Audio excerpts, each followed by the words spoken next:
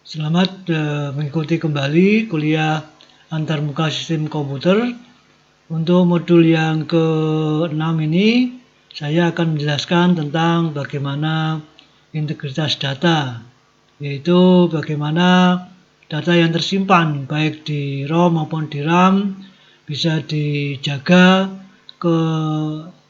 keasliannya, sehingga bisa dicek apakah data yang dibaca kembali itu apakah ada kesalahan atau tidak. Ini akan kita bicarakan pada sesi ini, ya, pada modul yang ke-6 ini. Oke, jadi untuk integritas data ini ada dua media yang harus kita pahami. Yang pertama adalah untuk data yang ada di ROM, kemudian yang berikutnya data yang ada di memori. Nah, untuk mendeteksi adanya kesalahan atau perubahan data, baik itu yang nanti ada disimpan di ROM, karena ROM umurnya dipakai untuk menyimpan program, meskipun juga untuk menyimpan tabel-tabel data dari BIOS. Ya. Kemudian untuk RAM, karena sifatnya berbeda, ROM adalah hanya untuk dibaca, read only memory, sedangkan RAM, random access memory, bisa dipakai untuk menyimpan program yang sedang jalan dan juga data-data atau variabel. Sehingga dari kedua media ini, media penyimpan ini, ada dua cara untuk mendeteksi adanya kesalahan yang ada di dalam dua jenis memori ini. Yang digunakan pada ROM menggunakan namanya checksum. Jadi checksum itu dengan cara memeriksa keutuhan seluruh data pada ROM. Jadi data nanti akan diperiksa beberapa byte sekaligus. Di beberapa byte sekaligus, kemudian nanti akan diperiksa apakah data yang tersimpan ada kesalahan tidak. Jadi caranya dengan nanti menjumlahkan semua byte data yang mau diperiksa, jumlahnya bisa ditentukan. Kemudian nanti jumlah itu kemudian diolah, yaitu di komplement duakan. Jadi setelah dijumlah tadi, sisanya atau carry dibuang atau tidak diikutkan, hasilnya yang tanpa carry itu yang di komplement duakan. Nah, ini hasil penjumlahan yang kemudian di komplement duakan ini dinamakan dengan checksum byte. Namanya checksum byte. Kemudian ini checksum byte ini ikut ditambahkan pada data, pada bagian akhir data. Jadi nanti misalkan datanya ada 4 byte, maka nanti ada tambahan satu data, yaitu 1 byte, sehingga yang tersimpan menjadi 5 byte. Data yang terakhir sebagai data pengecek itu namanya checksum. Nah, itu pada proses menyimpan, ya, menyimpannya checksumnya dilakukan penjumlahan, kemudian di komplement duakan, kemudian ikut disimpan. Nah, pada saat dibaca kembali, maka termasuk checksum akan dibaca. Jadi misalkan tadi contohnya itu disimpan 4 byte data, kemudian checksumnya itu 1 byte, berarti ada 5 byte, maka berarti dibaca kembali 5 byte. Ya. Dari kelima byte tadi akan dijumlahkan semuanya. Jika hasilnya itu nanti menghasilkan 0 tanpa carry, ya carry-nya diabaikan atau dibuang, maka berarti tidak ada kesalahan. Tapi kalau dari hasil penjumlahan checksum dengan checksum tadi tidak 0 hasilnya, berarti ada data yang salah yang dibaca. Pada media yang jenis kedua, yaitu pada media ROM, maka caranya yaitu dengan menggunakan namanya cara paritas, jadi bit paritas. Nah, ini maksudnya adalah nanti diceknya atau diperiksanya ini per byte. Jadi 1 byte data akan diperiksa dengan cara dihitung jumlah satunya. Kalau jumlah satunya itu ganjil, maka nanti akan ditambahkan 1 bit tertentu, apakah jumlahnya akan menjadi genap atau ganjil. Jadi misalkan tadi datanya itu 1 byte tadi jumlah datanya yang nilai 1 itu genap. Kemudian kalau digunakan paritas ganjil maka bit paritas ganjilnya akan bernilai 1 karena menjadikan seluruh bit menjadi ganjil. Nah, bit paritas ini ikut disimpan. Ya, jadi kalau datanya 8 bit, maka ditambah dengan 1 bit, namanya bit paritas. Ini adalah 2 metode untuk mendeteksi adanya kesalahan yang ada di memori, baik ROM maupun RAM. Jadi untuk yang pertama, yang checksum tadi, dengan cara menambahkan semua data dengan jumlah atau dengan banyaknya data tertentu, kemudian nanti dibuang sisa, kemudian dilakukan komplemen 2 dari data itu. Nah, kemudian hasil ini namanya checksum byte tadi ikut disimpan. Yang nanti tujuannya untuk dibaca kembali pada saat nanti diperiksa. Nah, pada saat diperiksa nanti dibaca kembali termasuk checksum, kemudian dijumlahkan apakah hasilnya 0 atau tidak. Kalau 0 maka berarti benar, kalau tidak berarti salah. Ya, berikutnya ini contoh. Misalkan kita punya 4 byte data yang mau disimpan. Ya, disimpan ini checksum ini untuk ROM. Jadi pertama kali mau mengisi ROM tentu saja. Ini datanya misalkan ada 4 byte yaitu 25, 62, kemudian 3F, kemudian 52. Ini hexa ya, 25 hexa, 62 hexa, 3F hexa, 52 hexa. Ini dalam notasi hexa. Ya. Kemudian bagaimana ini disimpan? Maka pertama kali akan dihitung dulu checksum byte-nya. Jadi checksum byte-nya akan dihitung. 25 hexa ditambah 62 tambah 3F tambah 52. Ini akan menghasilkan, kalau dihitung semua secara matematik, ini menghasilkan 118 hexa. Maka satunya ini sebagai carry dibuang. Ya. Nah, kemudian nilai 18 hexa ini dikomplemen 2-kan. Jadi 18 hexa ini kalau dikomplemen 2-kan akan menjadi E8. Jadi 18 setiap bit dibalik 0 jadi 1, 1 jadi 0, kemudian ditambah 1 akan menjadi E8. Maka E8 inilah yang disebut dengan checksum byte. Byte checksum. Byte checksum.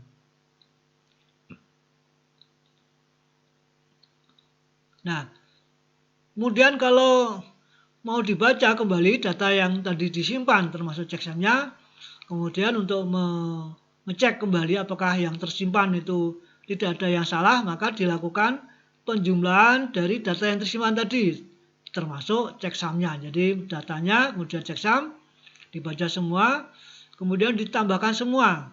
Maka ini kalau ditambahkan semua hasilnya 200 hexa. Nah, carry dibuang, ini artinya lalu hasilnya 0. Berarti tidak ada kesalahan. Nah, andaikan pada data tadi, itu waktu disimpan terjadi kesalahan yang 62, ya, data yang kedua ini, data 62 ini berubah 1 bit. Ya. 6 itu kalau biner kan 0, 1, 1, 0. Nah, kalau nanti ada 1 bit yang berubah, jadi 0, 1, 1, 0 menjadi 0, 0, 1, 0, 1 bit berubah, itu akan menjadi berubah, menjadi datanya menjadi 22 hexa. Ya. Yang 6 jadi 2. Nah, ini karena ada 1 bit yang salah terbaca. Saja karena jalurnya atau karena selnya rusak. Nah, ini dicontohkan misalkan itu, maka jika yang tersimpan itu tadi ternyata salah, jadi karena mungkin waktu nyimpannya selnya rusak sehingga tersimpannya tidak 62 tapi menjadi 22, ini maka kalau dicek kembali dengan cara dibaca kembali seluruh data yang tersimpan, misalkan dari 25 kemudian yang 62 salah menjadi 22, kemudian 3F, 52 dan E8 dijumlahkan semua, maka hasilnya ini adalah 1C0. Jadi hasilnya tidak 0. Maka inilah yang disebut ada kesalahan karena dari data yang tersimpan kemudian dengan checksumnya dijumlahkan tidak menghasilkan nilai 0, maka berarti data yang dibaca ada salah. Yang mana tadi? Yaitu contohnya ini salahnya yang 62 harusnya menjadi 22. Tapi di sini tidak bisa tahu yang salah yang mana, karena nanti bisa saja yang salah bukan 62 tapi mungkin 3F jadi 3E dan seterusnya. Jadi nanti hasilnya ini kalau ada salah satu yang salah dari aslinya pasti ini tidak 0, ya, pasti menghasilkan tidak 0. Maka ini ada kesalahan, ya. Ini yang metode pertama.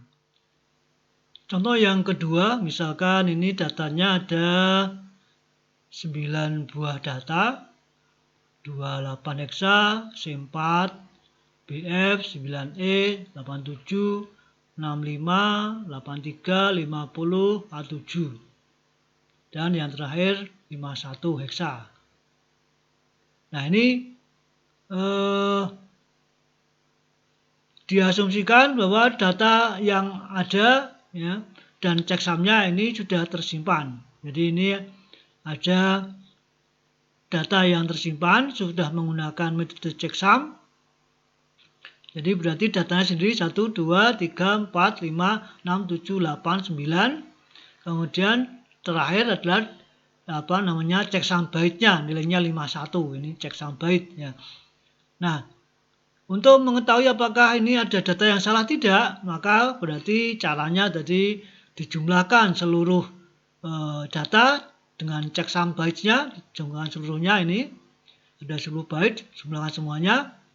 Nah, kalau dijumlahkan ini akan menghasilkan nilai 500 hexa, ya, karena carry-nya dibuang, maka sisanya atau hasilnya adalah 0, ya, jadi 00 hexa itu 0. Nah, berarti kesimpulannya data yang tersimpan tadi ini tidak ada data yang salah karena sudah dilakukan pengecekan kembali dengan checksumnya, itu maka mendapatkan nilai 0. Ini contohnya untuk mengetahui apakah sebelumnya tidak tahu datanya yang disimpan itu berapa, tapi karena menggunakan checksum maka dilakukan pembacaan kembali dengan cara dicek kembali termasuk checksumnya. Ya, ini untuk menunjukkan mekanisme pembacaan data yang sudah tersimpan yang sebelumnya kita nggak tahu datanya itu apa misalkan gitu, ya.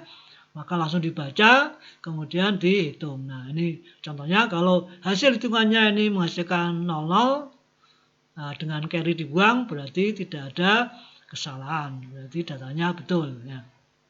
Oke, sekarang yang cara kedua itu di media penyimpan yang jenisnya RAM, Random Access Memory, ya, memori utamanya menggunakan RAM, ya, yang ini dipakai untuk menyimpan program atau aplikasi dari pengguna dan juga data-data atau variabel. Kalau ROM kan dipakai oleh sistem, ya, oleh sistem operasi, oleh BIOS dan seterusnya. Maka ini metodenya seperti itu. Nah, metode yang kedua yaitu dengan cara menggunakan parity bit atau bit paritas. Nah, ini contohnya ini kita lihat pada sistem hardware-nya pada PC yang awal, ya. Ini memorinya setiap data itu kan 8 bit atau 1 byte, ya, dari D0 sampai D7. Maka di memori RAM akan ditambahkan 1 bit yang fungsinya sebagai bit paritas, ya, sebagai bit paritas. Ya. Jadi tadi sudah dijelaskan bit paritas ini untuk membuat supaya data bit, ya, ini menjadi ganjil atau genap, ya, bersamaan dengan bit paritas.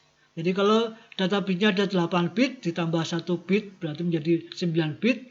Maka ke 9 bit itu kalau menggunakan metode paritas genap maka seluruh 9 bit itu jumlah satunya genap. Kalau menggunakan paritas ganjil maka seluruh 9 bit itu jumlah bit satunya ganjil. Ya, jadi artinya bit paritas itu untuk menggenapi atau mengganjili tergantung dari metode yang digunakan, paritas genap atau paritas ganjil. Ya. Kalau dilihat lebih dekat ini maka akan dihasilkan, ya, untuk menghasilkan bit paritas ini karena RAM itu kan bisa dibaca, ditulis, maka waktu nanti ditulis berarti dihasilkan paritas tertentu, apakah paritasnya itu even, paritas genap, atau paritas ganjil atau odd, ya. Jadi sebenarnya cukup pakai even ini sebenarnya bisa untuk dua macam. Kalau nilainya nanti 1 pas menggunakan metode paritas ganjil, maka ini nanti akan nilainya 0. Sebaliknya ya. Jadi ini bit ke 9 ya, dari bit 1 sampai 8 atau 0 sampai 7 kemudian ditambah 1 bit. Kalau penomoran biasanya dari 0 gitu ya. Sehingga kalau 0 sampai 8 ya, di 8. Kalau jumlah kan dari 1 bit ya, 8 bit tambah 1 bit berarti 9 bit. Ini bit ke 9 atau bit ke D8 kalau ya. Ini akan dihasilkan ya, mudahnya ini menggunakan parity generator ini 74S280. Ini parity generator yang bisa menghasilkan nilai paritas genap atau ganjil. Ya, meskipun yang disambungkan ke sini cuma paritas genap, yang tapi sebetulnya kan ini selalu kebalikan. Kalau nanti hasilnya ganjil, dia akan memberikan nilai genap ya, menjadi genap ya, jumlahnya menjadi genap. Kalau jumlah genap itu 1 maka ganjilnya 0. Atau sebaliknya, kalau nilai genapnya ini 0, ganjilnya 1. Ini hanya bolak-balik ya. Oke, jadi ini dikendalikan dengan read write. Jadi kalau read write berarti nanti akan menulis, kalau read berarti akan membaca ya, akan membaca. Nah, ini karena memorinya menggunakan dynamic RAM, berarti ada kendali baris dan kolom. Ini pengendalian internalnya ya. Nah, kita fokusnya pada bit paritas ini ya, paritas. Nah, ini secara garis besar di dalam hardware-nya seperti ini untuk paritas ya. Kalau checksum itu kan langsung software ya, langsung dibaca. Tapi karena kalau ini bit paritas itu kan 1 bit, maka secara memori, maka kalau punya modul memori itu akan ada 1 bit yang digunakan untuk bit paritas. Meskipun pada komputer yang mutakhir, yang baru-baru itu ada opsi, ada pilihan pakai bit paritas atau tidak, karena sudah dianggap memori RAM itu cukup handal, maka biasanya ada yang tidak pakai bit paritas. Ini rangkaian hardware-nya ya. Jadi dari rangkaian itu maka data ditulis ke memori itu melalui jalur data. Tadi jumlah data bit. Yang ini akan masuk ke dalam parity generator tadi 74 280 dari pin A sampai H. Kemudian pin I1 bernilai 0 karena R-nya bernilai 1. Nah, kemudian akan menghasilkan nih parity 1 itu even, kalau 0 itu odd. Meskipun yang dibuka ke memori tadi hanya even ya, tapi sebenarnya kan bolak-balik saja, even itu selalu kebalikan ya. Jadi pada pin odd ini yang tadi rangkaiannya itu digunakan ini untuk memeriksa integritas data yang dibaca dari memori. Pada pin I pada ini bernilai sesuai dengan bit paritas yang disimpan di memori. Jadi pada pin I tadi nanti akan terbaca ya, yang I ini ya, yang ini akan sesuai dengan yang ada di memori. Jadi kalau pin out bernilai 1, maka jika data yang dibaca memiliki bit 1 berjumlah genap. Nah, jadi pin out akan bernilai 1 jika data yang dibaca memiliki jumlah bit 1 genap. Jadi kalau jumlah bit 1 genap, maka nanti pin out akan bernilai 1. Jadi membuat supaya jumlah data dan bit paritas jadi ganjil. Kalau genap, supaya jadi ganjil kan harus tambah ada 1. Ya, gitu. Karena menggunakan paritas out. Ya, out itu ganjil. Jadi artinya parity checker ini tugasnya adalah untuk mengganjilkan ya, jumlah bit bernilai 1 pada data agar logik berikutnya bernilai benar atau pin out ini bernilai 1 agar tidak membangkitkan interupsi pada non-maskable interrupt pada 74 alias 74. Pada 74 alias 74 ini key akan bernilai 0 dan not key bernilai 1. Jadi ini yang 74 alias 74 ya, D flip flop ini Ini tadi untuk tujuannya ini untuk membangkitkan interrupt ini ya. Jadi prinsip dasarnya adalah bagaimana ini data bisa tersimpan ya, kemudian ditambah dengan 1 bit sehingga nanti kalau dibaca kembali itu dicek kembali. Jadi waktu disimpan itu misalkan tadi datanya semuanya gampangnya ini contohnya aja ya. Datanya ini 1 bit ke 7, kemudian satu lagi bit ke apa namanya ke 0, berarti datanya nanti berarti berapa itu? Berarti kalau dibaca heksa adalah 81 ya, 81 heksa. Maka nanti bit parite ini bernilai 1 karena ganjil ya. Bernilai 1, maka nanti akan tersimpan data 1 sebagai bit paritas. Nah, waktu dibaca nanti akan dibaca kembali bit paritas ini ya, dibaca kembali nanti lewat apa namanya di 0 sampai di 7, kemudian dicek ya, dicek yang paritas bitnya ini untuk dicek kembali apakah dia ada salah tidak. Ini kaitannya nanti kalau ada salah nanti akan membangkitkan not matchable interrupt. Jadi ada salah baca gitu ya. Jadi harusnya ganjil, ternyata yang terbaca genap. Jadi contohnya tadi misalkan tadi disimpan 1001, bit paritasnya menggunakan paritas ganjil maka nilai 1. Nah, ternyata waktu dibaca nanti berubah menjadi 001, 1. Nah, itu artinya berubah menjadi genap. Jadi ada yang salah ya. Yang salah tidak tahu, bisa saja bit pertama atau bit yang lain terbalik ya. Jadi dengan satu paritas itu tidak bisa tahu posisi bit yang salah yang mana. Ya, seperti tadi checksum juga begitu, itu tahunya ada salah, tapi tidak tahu yang salah yang mana. Juga bit paritas ini juga begitu ya. Jadi ya, prinsipnya bahwa pengecekan data ini diperlukan untuk supaya apa yang dikerjakan oleh hardware, oleh komputer itu tidak ada kesalahan. Kalau tadi ROM itu dengan checksum karena metode yang dipakai itu karena data apa namanya yang tersimpan itu kan seolah-olah permanen, nggak pernah berubah-ubah karena sekali disimpan umumnya berupa sistem program ya. Nanti harapannya tidak pernah salah, tapi bisa saja salah di tengah jalan, maka perlu dicek. Apalagi RAM itu karena dipakai berkali-kali dihapus ditulisi, maka ini yang sangat mungkin kesalahan itu ada di RAM ya. Maka cara pengecekannya ini bit demi bit, maka menggunakan paritas. Tapi kalau pada ROM itu tadi menggunakan byte demi byte ya, jadi itu levelnya lebih tinggi. Nah, ini yang RAM levelnya lebih rendah karena pengecekan bit demi bit. Karena kesalahannya lebih fatal kalau RAM. RAM itu kalau yang salah itu data, hasilnya nanti bisa sangat fatal.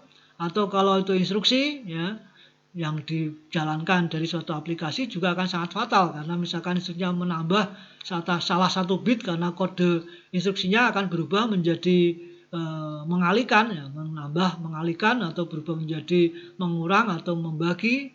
Itu karena salah 1 bit itu secara perintah mesin akan berbeda. Nah, itu sangat fatal. Nah, kalau yang salah data mungkin tidak terlalu fatal tapi tetap salah ya, salah hasil. Tapi kalau itu perintah sangat fatal ya, sangat fatal. Nah, ini ya gambaran umum tentang perlunya data yang ada di memori baik ROM maupun RAM itu diperiksa. Ya, jadi tidak hanya perlu dikendalikan, dibaca tulis antar muka sudah betul, tetapi juga dari sisi konten ya, dari sisi yang tersimpan di dalam memori itu harus juga diyakinkan atau dikendalikan atau diatur bagaimana caranya supaya tetap tidak salah ya, dijamin bahwa kalau ada kesalahan tahu ya itu ya. Jadi ada mekanisme mengecek kesalahan sehingga yang salah itu nanti bisa dihindari.